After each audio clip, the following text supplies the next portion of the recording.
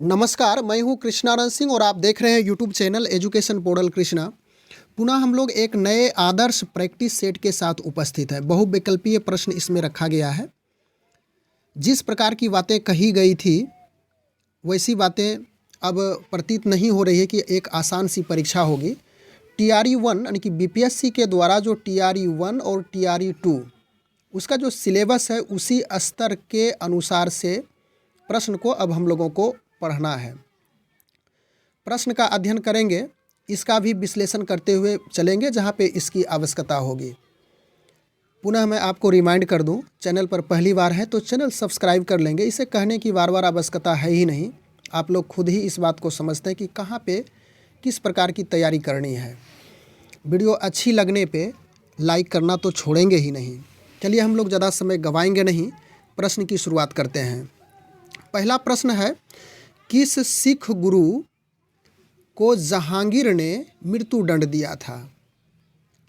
सिख धर्म के संस्थापक आप समझ ही रहे हैं, गुरु नानक हैं। यानी सिख धर्म की स्थापना गुरु नानक के द्वारा किया गया और इसके यानी इस धर्म में कौन से ऐसे सिख गुरु हुए जिसे मृत्यु दंड की सज़ा जहांगीर के द्वारा दिया गया? ऑप्शन है गुरु हरकिशन, गुरु तेग बहादुर, गुरु गोविंद सिंह, गुरु अर्जुन देव। तो आपका राइट आंसर गुरु अर्जुन देव होगा। गुरु अर्जुन देव को जो सिख धर्म के सिख गुरु पांचवें गुरु के रूप में थे, यानी पांचवें गुरु के रूप में यह थे गुरु अर्जुन देव। और इन्होंने ही गुरु अर्जुन देव के द्वारा ही आदि ग्रंथ की रचना की गई थी। इसके बाद यह जो गुरु नानक थे यह बाबर और हुमायूं के समकालीन थे। यह भी प्रश्न पूछा जाता है कि गुरु नानक किसके समकालीन थे, यानी किसके शासनकाल में थे? तो बाबर और हुमायूं के समकालीन गुरु नानक थे। अगला प्रश्न है दूसरा नंबर, पूना पैक्ट किसके मध्य हुआ? दूसरा नंबर प्रश्न है कि पूना पैक्ट, पूना समझौता किसके मध्य हुआ था? ऑप्शन है Gandhi MacDonald, Gandhi Cripps, Ambedkar MacDonald या तो अंबेडकर गांधी। तो पूना पैक्ट अंबेडकर यानी भीमराव अंबेडकर और महात्मा गांधी के मध्य हुआ था। ऑप्शन नंबर डी आपका राइट होगा। अगला प्रश्न है तीसरा नंबर, वंदे मातरम के प्रथम संपादक थे, यानी वंदे मातरम के प्रथम संपादक कौन थे? अरविंद घोष, रविंद्रनाथ टैगोर, बंकिम चंद्र चट्टोपाध्याय या तो फिर रास बिहारी बोस। तो वंदे मातरम के प्रथम संपादक अरविंद घोष थे। ऑप्शन नंबर ए आपका सही होगा। और यह 1800 यानी कि यह जो वंदे मातरम था 1896 ईस्वी में, इसे भी याद रखेंगे, आपका पार्ट्स प्रश्न बनते जाएगा, टेल प्रश्न। 1896 ईस्वी में वंदे मातरम को राष्ट्रीय कांग्रेस अधिवेशन में पहली बार गाया गया था। यानी कि राष्ट्रीय कांग्रेस का जो अधिवेशन हुआ था पहली बार 1896 ईस्वी में वंदे मातरम गीत को गाया गया था। और यह जो वंदे मातरम गीत है इसके रचनाकार बंकिम चंद्र चट्टोपाध्याय होता है, यानी इनके द्वारा ही इसकी रचना की गई है। यह भी प्रश्न पूछा जाता है समान रूप से। और वंदे मातरम को गाने में 1 मिनट, इसे भी याद रखेंगे, 1 मिनट 5 सेकेंड का ही समय मात्र लगता है। अगले प्रश्न में चले, चौथा नंबर, कौन सा पदार्थ सबसे अधिक ज्वलनशील है? बहुत साधारण सा प्रश्न है, यानी कौन सा पदार्थ सबसे अधिक ज्वलनशील है, सबसे अधिक तीव्र गति से आग पकड़ता है? रुई, नायलॉन, ऊन या तो फिर रेशम है। तो ऑप्शन नंबर बी यानी कि नायलॉन सबसे तीव्र गति से जलने वाला पदार्थ है। और यह नायलॉन मानव संश्लिष्ट यानी कि मनुष्य के द्वारा सबसे पहले इसी का संश्लेषण किया गया था। यह भी प्रश्न पूछा जाता है समान रूप से। इसके बाद अगला प्रश्न है 5वां नंबर, दिल्ली स्थित शांतिवन समाधि है, यानी शांति वन समाधि किसकी है? जवाहरलाल नेहरू, या तो फिर लाल बहादुर शास्त्री, इंदिरा गांधी, राजीव गांधी। तो दिल्ली स्थित शांति वन समाधि यह जवाहरलाल नेहरू की है। यहीं पे लाल बहादुर शास्त्री, इसका विजय घाट कहलाता है। विजय घाट, यानी विजय घाट लाल बहादुर शास्त्री से रिलेटेड है। उसके बाद इंदिरा गांधी से संबंधित बात करें तो यह शक्ति स्थल कहलाता है, शक्ति स्थल। और राजीव गांधी का वीर भूमि के नाम से जाता है, समाधि स्थल वीर भूमि। और महात्मा गांधी का आप जान ही रहे हैं, राजघाट। और किसान घाट चौधरी चरण सिंह का होता है। इसके बाद आगे चलिए, छठा नंबर प्रश्न में चीनी यात्री फाहियान ने भारत का भ्रमण किया। चीनी यात्री कौन थे? फाहियान थे, जिन्होंने भारत का भ्रमण किया था। किसके शासनकाल में? ऑप्शन है चंद्रगुप्त मौर्य के शासनकाल में, चंद्रगुप्त प्रथम के शासनकाल में, चंद्रगुप्त द्वितीय जिसे विक्रमादित्य के नाम से जाना जाता है, हर्षवर्धन के शासनकाल में। तो राइट आंसर आपका चंद्रगुप्त द्वितीय यानी कि विक्रमादित्य के शासनकाल में फाहियान, चीनी यात्री फाहियान थे, जिन्होंने भारत का भ्रमण किया था। और चंद्रगुप्त द्वितीय विक्रमादित्य के नाम से जो जाने जाते हैं, इन्हीं के शासनकाल को स्वर्ण युग कहा जाता है। अगला प्रश्न है 7वां नंबर, युद्ध या बाह्य आक्रमण के कारण, यह आपका सिविक्स का प्रश्न है। युद्ध या बाह्य आक्रमण के कारण की गई आपातकाल की घोषणा। युद्ध या बाहरी आक्रमण के कारण की गई आपातकाल की घोषणा संसद द्वारा अनिवार्यतः अनुमोदन होना चाहिए। 1 महीने में, 2 महीने में, 3 महीने में, या तो फिर 4 महीने में।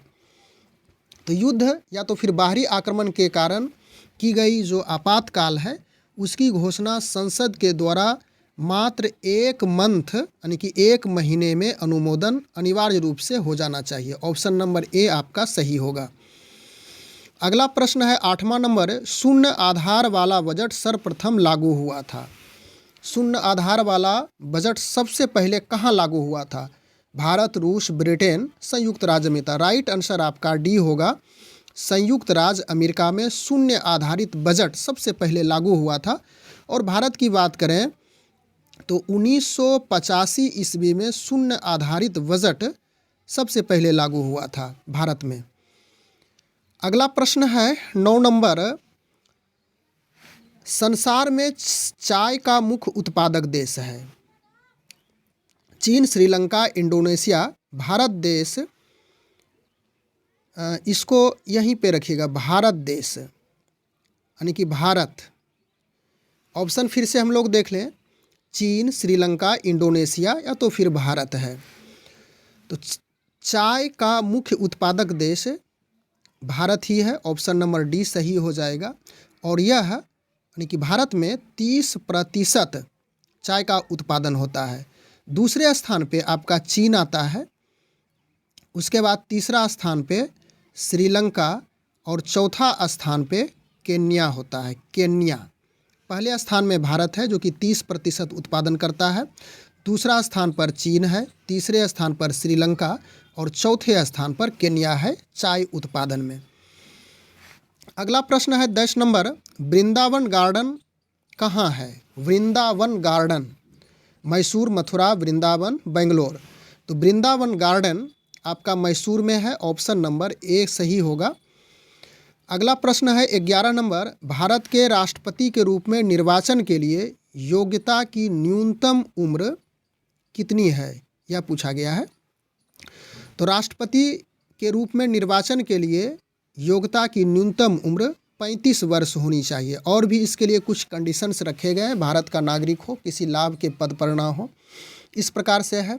और यह जो भारत के राष्ट्रपति के निर्वाचन की चर्चा संविधान के अनुच्छेद 58 में इसकी व्याख्या की गई, यानी इसका वर्णन किया गया है। अगला प्रश्न है 12 नंबर, नटराज की प्रसिद्ध कांस्य मूर्ति उदाहरण है।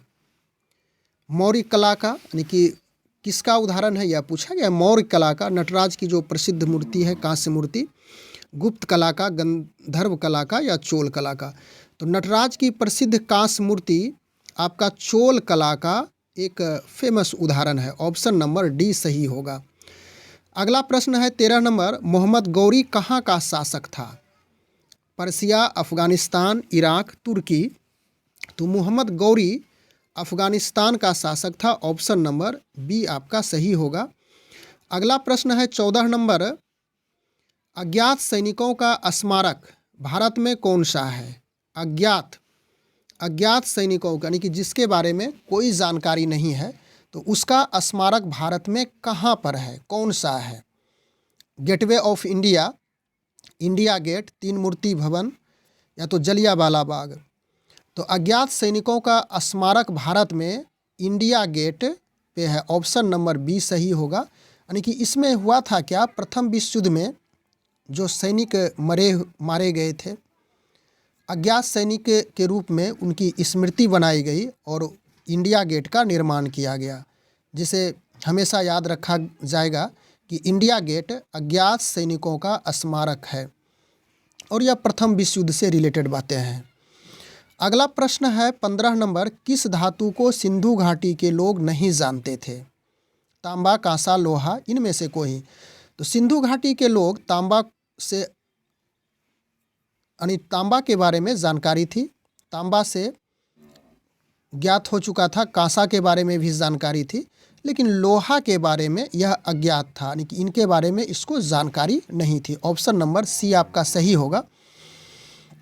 अगला प्रश्न है 16 नंबर, अकबर के शासन के दौरान राजस्व प्रणाली किसके हाथों में थी? यानी अकबर के शासनकाल, अकबर जिस समय राज करते थे, शासन कर रहे थे, उस समय राजस्व प्रणाली किसके हाथों में थी? बैरम खान, मान सिंह, बीरबल या टोडरमल। तो टोडरमल के हाथों में राजस्व प्रणाली निहित थी और इसे टोडरमल को वित्त मंत्री के रूप में जाना जाता था, वित्त मंत्री। और इन्होंने ही, टोडरमल ही ने भूमि नापने की प्रथा, यानी कि भूमि नापने की प्रथा की शुरुआत की थी। अगला प्रश्न है 17 नंबर, 16 के बाद अगला प्रश्न है 18 नंबर। यहाँ पे 17 मिसिंग है, चलिए 18 में ही हम लोग बात कर लें। कर्नाटक संगीत का पितामह किसे कहा जाता है? यानी कर्नाटक संगीत का पितामह त्यागराज, पुरंदरदास या तो फिर तिरपाल, इनमें से कोई नहीं। तो कर्नाटक संगीत का पितामह आपका पुरंदरदास कहलाता है। ऑप्शन नंबर बी सही है। इसके बाद अगला प्रश्न है, प्रिंस ऑफ बिल्डर्स के नाम से जाना जाता है। Prince of builders, Babar, Akbar, Jahangir, Shahjahan. तो प्रिंस ऑफ बिल्डर्स के रूप में आपका शाहजहां जाने जाते हैं, यानी कि अपनी बेगम जो मुमताज़ महल थी, मुमताज़ महल, इनकी याद में इन्होंने ताजमहल का निर्माण किया था। यानी कि जहाँ पे मुमताज़ महल की कब्र थी, उसी पे इन्होंने ताजमहल का निर्माण किए थे और आज भी यह एक फेमस निशानी है। अगला प्रश्न है 20 नंबर, चित्रकला की गंधार शैली का सूत्रपात किसके द्वारा किया गया है? चित्रकला की गंधार शैली, चित्रकला की गंधार शैली का सूत्रपात किसके द्वारा किया गया था? हीनयान संप्रदाय के द्वारा, महायान संप्रदाय के द्वारा, वैष्णव संप्रदाय या तो शैव संप्रदाय। तो चित्रकला की गंधार शैली का सूत्रपात ऑप्शन नंबर बी, यानी कि महायान संप्रदाय के द्वारा शुरू किया गया था। गंधार शैली, यह जो गंधार शैली है और इसके साथ साथ एक शैली है मथुरा शैली, इसका विकास, पूर्ण विकास कनिष्क के शासनकाल में हुआ था। यानी यह भी पूछा जाता है प्रश्न कि गंधार शैली और मथुरा शैली का विकास किसके शासनकाल में हुआ? तो आपका राइट आंसर इस तरह से कनिष्क हो जाएगा। अगला प्रश्न है 21 नंबर, सलारजंग संग्रहालय कहाँ स्थित है? तो सलारजंग संग्रहालय हैदराबाद में स्थित है। ऑप्शन नंबर ए ही सही होगा। अगला प्रश्न है 22 नंबर, कौन सा नृत्य स्त्री पुरुष दोनों का नृत्य यानी कि दोनों मिल करके इस नृत्य को करते हैं? गरबा नृत्य या तो गैर नृत्य, घूमर नृत्य, इनमें से कोई नहीं। तो यह आपका राइट आंसर सी होगा, घूमर नृत्य। यानी घूमर नृत्य एक ऐसा नृत्य है जिसमें स्त्री और पुरुष, महिला और पुरुष दोनों भाग लेते हैं। अगला प्रश्न 23 नंबर, हीनयान और महायान संप्रदाय का जन्म कब हुआ? यानी हीनयान और महायान संप्रदाय, इसका जन्म कब हुआ? तो यह चतुर्थ यानी कि चतुर्थ बौद्ध संगति में हुआ था। ऑप्शन नंबर डी सही होगा। अगला प्रश्न है 24 नंबर, बर्फ पर दाव बढ़ाने से उसका गलनांक क्या होता है? घट जाएगा, बढ़ जाएगा, अपरिवर्तित रहेगा या शून्य हो जाएगा? तो बर्फ पर दाव बढ़ाने से उसका गलनांक घट जाएगा। ऑप्शन नंबर ए ही आपका सही होगा। इसके बाद अंतिम प्रश्न में हम लोग आ चुके हैं, सूर्य उदय होते समय यानी सूर्योदय और सूर्यास्त के समय लाल क्यों दिखता है? लाल दिखने का क्या कारण है? तो राइट आंसर आपका डी होगा, प्रकीर्णन के कारण यानी स्कैटरिंग के कारण यह लाल दिखता है सूर्योदय के समय सूर्य और सूर्यास्त के समय। तो ऑप्शन नंबर डी आपका सही है। तो इस प्रकार से इस वीडियो के माध्यम से जो प्रश्न था इसका पार्ट्स प्रश्न को भी देखते हुए कंप्लीट किए। इसके बाद हम लोग मैथमेटिक्स का और जो सिलेबस के अनुसार से प्रश्न पूछे जाएंगे, प्रयास किया जा रहा है कि उन्हीं स्तर के अनुसार से प्रश्न को बनाया जाए।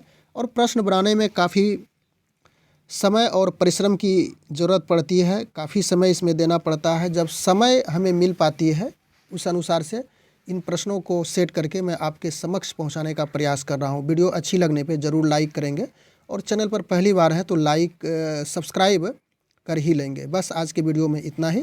Thanks for watching. Good bye.